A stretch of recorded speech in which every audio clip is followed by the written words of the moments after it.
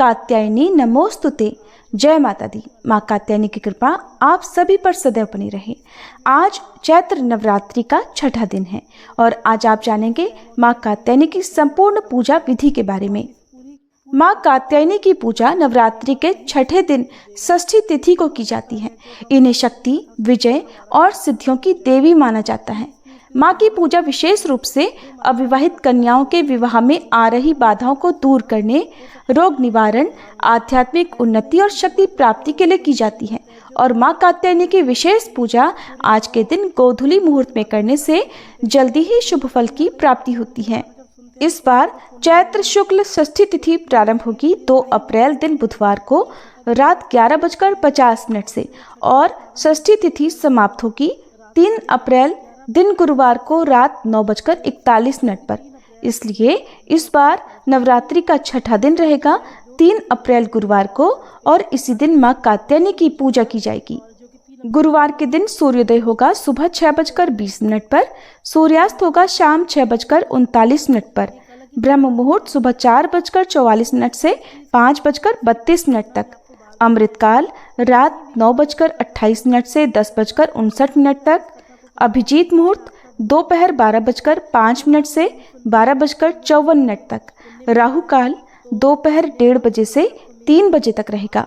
और इस बार बहुत ही शुभ योग में माँ कात्यायनी की पूजा की जाएगी, क्योंकि इस दिन सौभाग्य और शोभन योग बन रहे हैं। सर्वार्थ सिद्धि योग का निर्माण हो रहा है। सौभाग्य योग सारा दिन रहेगा और उसके बाद में मध्य रात्रि 12:02 से शोभन योग प्रारंभ हो जाएगा। माँ की पूजा करने के लिए सुबह का मुहूर्त सुबह 5 बजे से 6:09 तक रहेगा। शाम की पूजा शाम 6:40 से 7:49 के बीच में की जाएगी और गोधूली मुहूर्त रहेगा शाम 6:39 से 7:02। आपको गोधूली मुहूर्त में यदि कोई विशेष उपाय करना हो, दीपदान करना हो, तो आप गोधूली मुहूर्त में माँ कात्यायनी की विशेष पूजा कर सकते हैं।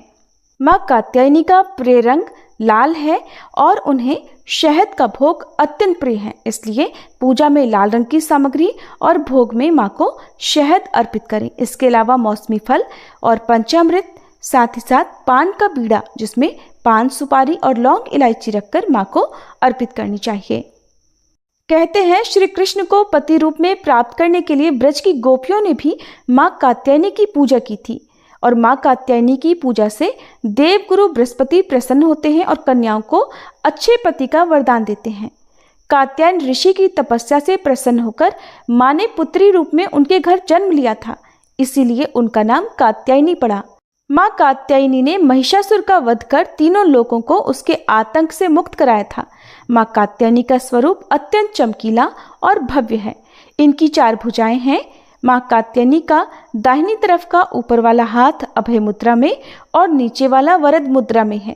बाईं तरफ के ऊपर वाले हाथ में तलवार और नीचे वाले हाथ में कमल का पुष्प सुशोभित है और माँ सिंह की सवारी करती हैं। नवरात्रि के बाकी दिनों की तरह ही आज भी माँ कात्यायनी की पूजा करनी चाहिए।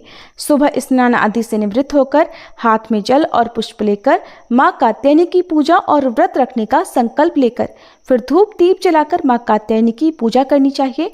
अविवाहित कन्याओं को जिन्हें मनोवांछित जीवन साथी की कामना हो या जिनके विवाह में बाधा आ रही हो, माँ कात्यायनी को श्रृंगार की सामग्री अर्पित करनी चाहिए। श्रृंगार की सामग्री सुहागिन महिलाओं को दान में भी देनी चाहिए और अखंड सुहाग की प्राप्ति के लिए सुहागिन महिलाओं को भी माँ कात्यायनी को लाल चुनरी और सुहाग की सामग्री अर्पित करनी चाहिए। फिर माँ कात्यायनी के विशेष पूजन मंत्रों का जाप करते हुए श्री दुर्गा सप्तशती के छठे दिन के अध्यायों का पाठ या श्रवण करके माँ कात्यायनी की कथा का भी श्रवण करना चाहिए। सबसे अंत में कपूर जलाकर आरती करें और माँ कात्यायनी को शहद का और मौसमी फलों का या मिठाई का भोग लगाकर सच्चे मन से क्षमा याचना करें। फिर दिन भर यदि उपवास रखना हो तो उपवास रखें और आज के दिन आप किसी छोटी कन्या को यदि शहद का दान करते हैं, उनके खेल में काम आने वाली चीज़ों का, खिलौनों का दान करते हैं, भेंट स्वरूप उन्हें कुछ भी देते हैं जो उनके काम की चीज़ें हों, तो उससे भी माँ कात्यायनी जल्दी प्रसन्न होती हैं और अपने भक्तों की मनोकामना पूर्ण करती हैं। फिर विधि विधान से शाम को भी एक बार फिर से पूजा करके धूप दीप जलाकर माँ की आरती उतारनी चाहिए। संभव हो तो दोनों ही समय माँ के मंत्रों का जाप और कथा का श्रवण करना चाहिए। श्री दुर्गा सप्तशती के पाठ यदि आपके पास सुबह समय हो तो सुबह, नहीं तो शाम के समय भी कर सकते हैं। इस प्रकार से माँ कात्यायनी की पूजा की जाती है। गोधूली मुहूर्त में विशेष उपाय आप कर सकते हैं। अगर विवाह में बाधा आ रही हो तो कोई भी इस उपाय को कर सकते हैं, जिसमें गुलाबी रंग का पुष्प माँ को अर्पित करने के बाद 108 बार इस मंत्र का जाप करना है। मंत्र है कात्यायनी महामाये महायोगिन्यधीश्वरी नंद गोप सुतम देवी पतिम में कुरुते नमः। माँ कात्यायनी की पूजा का मंत्र है ओम देवी कात्यायन्ये नमः। प्रार्थना चंद्रहासोज्ज्वल करा शार्दुल वरवाहना कात्यायनी शुभम दद्याद देवी दानव घातिनी। माँ का स्तुति मंत्र या देवी सर्वभूतेषु माँ कात्यायनी रूपेण संस्थिता नमस्तस्यै नमस्तस्यै नमस्तस्यै नमो नमः। इस प्रकार विधि विधान से पूजा करने के बाद अगर आपने उपवास रखा है तो दिन भर उपवास करें और शाम को गोधूली मुहूर्त में यानी कि सूर्यास्त से ठीक पहले जो मुहूर्त आपको बताया गया है उसमें एक बार फिर से विशेष पूजा माँ कात्यायनी की करें, जिसमें आप स्नान करने के बाद इस प्रकार से कहें कि हे माँ कात्यायनी, मैं आपकी संध्या आराधना कर रहा हूँ या कर रही हूँ, कृपया मेरी मनोकामनाएं पूर्ण करें। फिर माँ के समक्ष शुद्ध घी का दीप जलाएं और 6 छोटे छोटे दीपों से एक दीप मंडल बनाएं, यानी कि 6 छोटे छोटे दीपों को गोल घेरे में रखें। इसके बाद माँ को लाल गुलाब या गुड़हल का फूल चढ़ाएं, चंदन केसर और कुमकुम का तिलक करें, धूप जलाकर माँ को सुगंध अर्पित करें और गोधूली वेला में 108 बार इस मंत्र का जाप करें ओम ह्रीं कात्यायन्ये स्वाहा। इस मंत्र का लाभ ये है कि अगर विवाह में बाधाएं आ रही हैं तो ऐसी बाधाओं को ये मंत्र बहुत शीघ्र दूर करता है और जीवन में खुशियां लाता है। फिर माँ कात्यायनी को शहद और गुड़ से बनी मिठाइयाँ या मिश्री अर्पित करें। अगर संभव हो तो 6 कन्याओं को भोजन कराएं और उन्हें उपहार दें। फिर सबसे अंत में कथा का पाठ करके आरती उतारें और अंत में प्रार्थना करें कि हे माँ, मेरे जीवन से सभी बाधाएं दूर करें और मुझे सुख समृद्धि का आशीर्वाद दें। कथा के अनुसार प्राचीन काल में महर्षि कात्यायन नामक एक परम तपस्वी ऋषि थे। वे अत्यंत तेजस्वी और देवी भगवती के परम भक्त थे। उन्होंने कई वर्षों तक कठिन तपस्या की और माँ भगवती को प्रसन्न करने के लिए घोर साधना की। फिर एक दिन माँ भगवती उनकी कठोर तपस्या से प्रसन्न हुई और साक्षात प्रकट होकर कहा, हे ऋषि, आपकी भक्ति और तपस्या से मैं अति प्रसन्न हूँ। आप जो भी वरदान मांगना चाहें निसंकोच मांग सकते हैं। महर्षि कात्यायन ने हाथ जोड़कर प्रार्थना की, हे माँ, मेरी हार्दिक इच्छा है कि आप स्वयं मेरी पुत्री रूप में जन्म लें और मेरे आश्रम में निवास करें। तब माँ ने ऋषि की भक्ति से प्रसन्न होकर तथास्तु कहा और वहीं अंतर्ध्यान हो गई। उसी समय महिषासुर नामक दैत्य ने देवताओं को पराजित कर स्वर्गलोक पर अधिकार कर लिया था।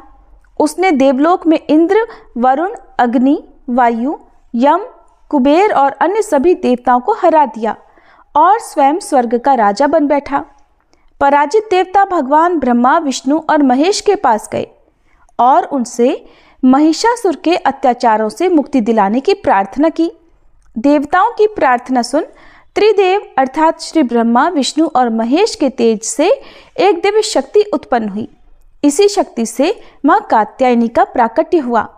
जब त्रिदेवों ने अपनी शक्ति से देवी को उत्पन्न किया तब समस्त देवताओं ने उन्हें अपने अपने अस्त्र शस्त्र प्रदान किए। भगवान विष्णु ने सुदर्शन चक्र दिया, भगवान शिव ने त्रिशूल प्रदान किया, इंद्रदेव ने वज्र दिया, वरुण देव ने शंख भेंट किया, अग्निदेव ने शक्ति अर्थात शूल प्रदान की, यमराज जी ने गदा दी, कुबेर ने अमरत्व और धन का आशीर्वाद दिया। इस प्रकार माँ कात्यायनी अत्यंत तेजस्वी और दिव्य स्वरूप में प्रकट हुई। वे स्वर्ण आभा से दमक रही थी, सिंह पर सवार थीं और उनका तेज 10,000 सूर्यों के समान था। जब महिषासुर को यह समाचार मिला कि एक दिव्य देवी उसका अंत करने के लिए प्रकट हुई है तो वह घमंड से भर उठा। पहले उसने अपने सेनापतियों को युद्ध के लिए भेजा। चिक्षुर, चमर, उदीर, अशिल और विदाल नामक महिषासुर के सेनापति मां के समक्ष युद्ध करने आए। मां कात्यायनी ने अपने दिव्य अस्त्रों से उन सभी को तुरंत नष्ट कर दिया। ये देखकर महिषासुर स्वयं युद्ध करने के लिए आया। वह बार बार राक्षस, हाथी, सिंह और महिष अर्थात भैंसे का रूप धारण कर रहा था और देवी पर आक्रमण कर रहा था। तब मां कात्यायनी ने अंततः अपना त्रिशूल उठाया और महिषासुर की गर्दन पर घातक वार किया, जिससे उसका अंत हो गया। महिषासुर का वध होते ही देवताओं ने स्वर्ग में पुनः अधिकार प्राप्त किया और मां कात्यायनी की जय जयकार करने लगे। वहीं दूसरी कथा के अनुसार मां कात्यायनी को ब्रजभूमि की आराध्या देवी माना जाता है। द्वापर युग में जब भगवान श्री कृष्ण गोकुल में बाल रूप में लीला कर रहे थे, तब गोपियां श्री कृष्ण को अपने पति रूप में प्राप्त करने के लिए मां कात्यायनी की आराधना करती थीं। ब्रज की गोपियां भगवान श्री कृष्ण की मोहक बाल लीलाओं से अत्यंत प्रभावित थीं। वे श्री कृष्ण को अपना जीवन साथी बनाने की प्रबल इच्छा रखती थीं, लेकिन ये साधारण उपायों से संभव नहीं था। इसीलिए उन्होंने मां कात्यायनी की कठोर तपस्या करने का निश्चय किया। गोपियों ने संकल्प लिया, हे मां कात्यायनी, हम सभी श्री कृष्ण को पति रूप में पाना चाहती हैं, कृपया हमें यह वरदान प्रदान करें। फिर मार्गशीर्ष मास में प्रत्येक दिन ब्रज की कन्याएं ब्रह्म मुहूर्त में उठती, यमुना जी में स्नान करती और फिर मां कात्यायनी की पूजा किया करती। वे मां कात्यायनी का विशेष मंत्र जपती थीं।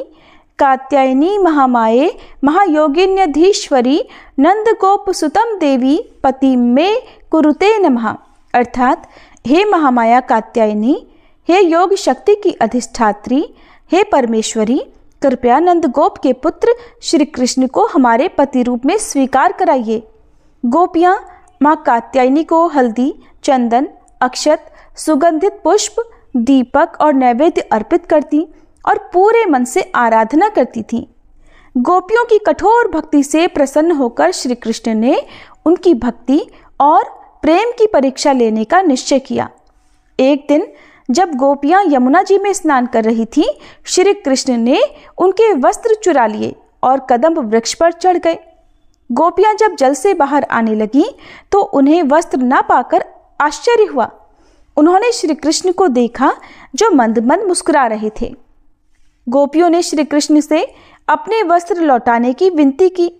श्री कृष्ण ने हंसते हुए कहा, तुम सभी ने मां कात्यायनी से मुझे पति रूप में प्राप्त करने की प्रार्थना की है, तो पहले मेरी बात मानो। गोपियां लज्जा के कारण झुकी, लेकिन श्री कृष्ण ने कहा, तुम सभी पवित्र हृदय वाली हो।